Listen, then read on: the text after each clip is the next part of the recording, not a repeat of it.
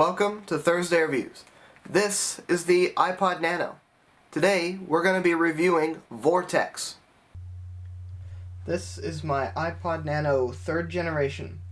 I have 2 videos on this thing already, and I've already talked about this game, but I've decided to do a dedicated review of it anyway. When you first launch it, you can see the Vortex logo and the demo. I know I did this last time, but let's watch the demo for a bit, except this time I'll actually use the music from the game.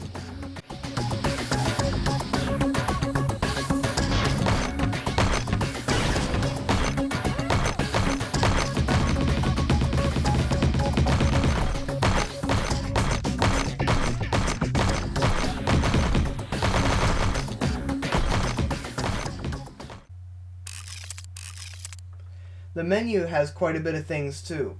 I could start a new game right now, but I'll wait on that. It's got some basic stuff like music and sound effects. Now the options menu has some interesting things in it. If you go far enough in here, you can change the difficulty from newbie all the way to expert. But it's not what you might think.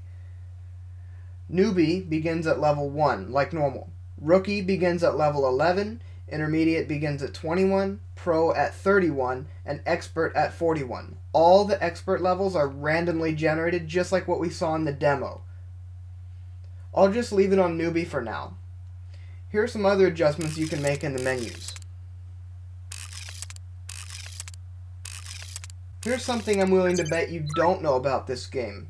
There are several cheats that can be activated by creating new users, which is in the personal info section, and typing these names into them. You know you've done it right when it says cheat on up on top. We won't use cheats in this video though. I might eventually make a separate video on that, but not right now. Anyways, with that, I will start a game and tell you basically how it works. Once the first level screen comes on and you push start, it begins on a countdown. The gameplay is exactly like any Brick Breaker or Breakout game, but in a circular shape instead. You begin with 5 lives and a time to beat, which doesn't really matter, it just awards extra points. There are also power-ups beginning in the 3rd level that allow you to get one of these bonuses. There are also unbreakable walls and bombs that come up in later levels. This game is very addicting, and at the end of the video I'll show you a few minutes of just me playing it.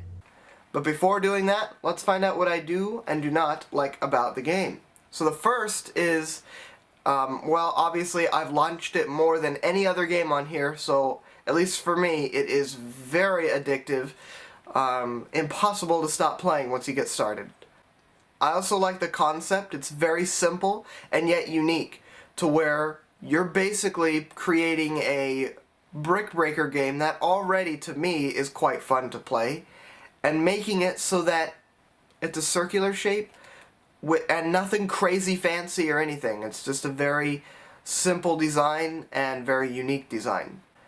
I also think there's a lot of adjustments and options in the menus and all that, and I think that's really nice because not everyone will play the game the same way, and so you do get adjustments for a ton of stuff. I also think the game has quite good music. It's definitely kind of the old school music. You can tell the game was released in 2007 like it says on the startup screen, but even so, it's pretty good music. So now let's go over the cons. So the first thing is that it is a battery sucker. You don't have to play it for very long and it drains the iPod battery quick. So it's best to play it while it's plugged in or after you have just unplugged it from a full charge.